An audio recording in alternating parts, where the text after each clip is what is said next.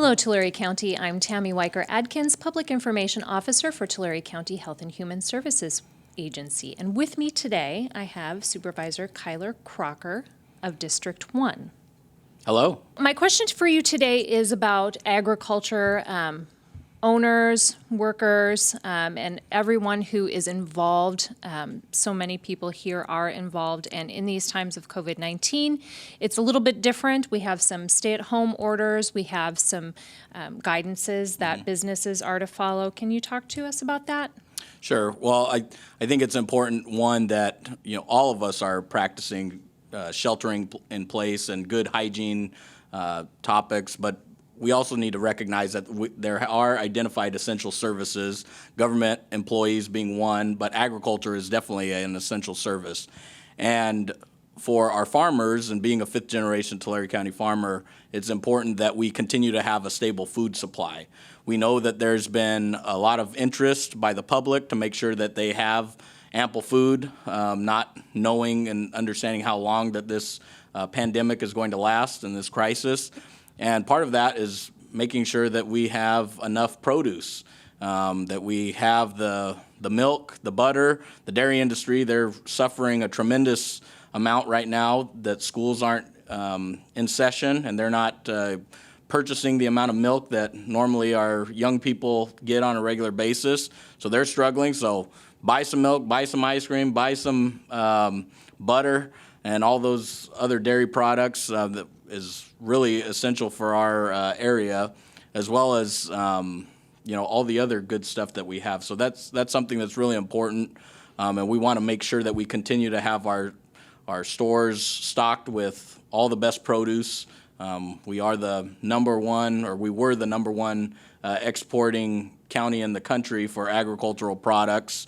We'll see how this impacts it with everything shut down, but it's important that we make sure that we're supporting our own, in addition to all the many small businesses that are shut down. And I think for our farm workers, it's important that even though they're continuing to work, that they're still practicing good hygiene habits, that they're still practicing social distancing, that they are not sharing their supplies with others that might be in their crew, or that they might be working within a cold storage or a packing house, that they have their own set of gloves, that they have their own mask, that they're not cross-contaminating those items, and being careful where they're placing them, and they're not laying them down on a surface. They're making sure that they're taking those extra precautions, as well as washing their hands regularly, having their own water, having their own liquid, that they're not necessarily taking from a jug, which is a lot more convenient, especially when you're out in an orchard or a field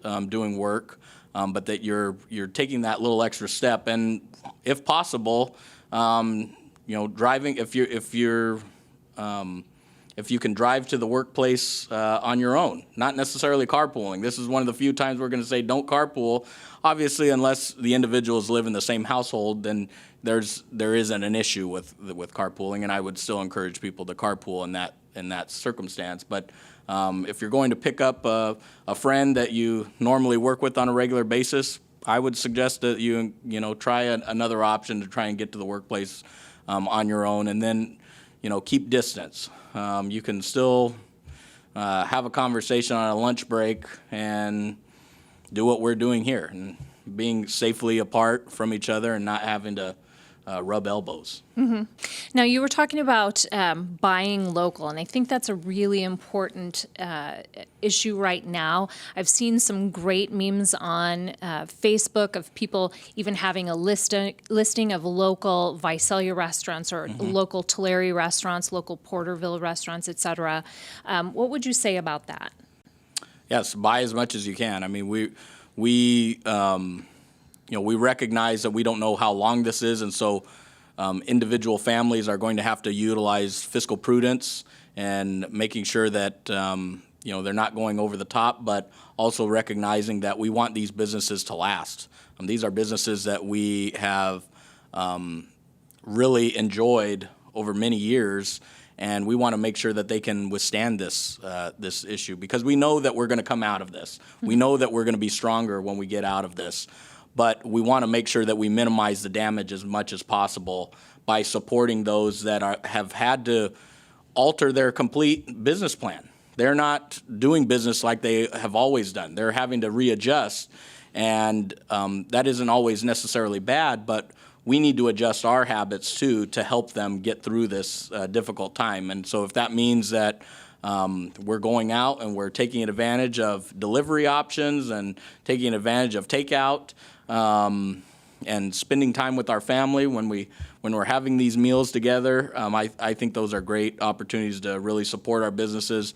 We're seeing a tremendous amount of restaurants that are providing very affordable deals for families that really, it really just goes to show that these business owners are just trying to survive, and they want to make it as affordable and as great of a product as they can for all the rest of their customers. They want to survive, but they also recognize that there's financial strains on the customer side too. So I would encourage everyone to shop, and again, buy as much produce as you can.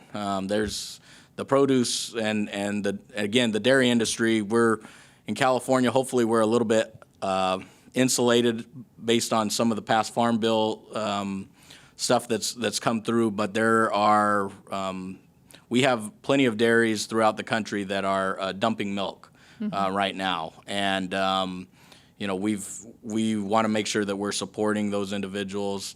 And as an orange grower, buy some citrus. I mean, vitamin C is always good. Try to stay healthy. Vitamin C is the answer, as far as I'm concerned. Do you have any businesses in your district that you want to highlight specifically? There's too many really to highlight, but we've got great restaurants. We have great businesses that are really stepping up all over the district. Folks in Lindsay and Three Rivers and Exeter and Visalia and Farmersville, they're all doing some tremendous amount of work. And I would, just encourage you to check out your local Chamber of Commerce's website, their Facebook page. Many of those have lists of individuals that are doing special deals during this time and that are encouraging people to come out and do business. There's a lot of people that are still trying to do work, but just from home and provide some type of services. So even there's some crafts people and some quasi-retail that's trying to do more shipping, but just doing it from home, not with a retail storefront. So I'd encourage you or everyone to try and look at those options and see what you've always needed and see if there's a local option. So do you have any other thoughts you would like to add? We really need this to be a cooperative effort. Everyone needs to take this seriously. We at the Tulare County Board of Supervisors are taking this very seriously. Our public health officer is taking it seriously. And we know that we don't necessarily have the means to be everywhere and to do everything that's necessary, but we need you to help out in that effort. We don't want this to be something that we have to come back again for a second time and try this all over again. We need cooperation now, and it's got to take all of us to be able to get there. We know we can beat this. We know that we're going to be stronger in the end of it. But again, we need everyone to do their part and to make sure that we are safe and that we are healthy and that we are helping out our small businesses and our farmers.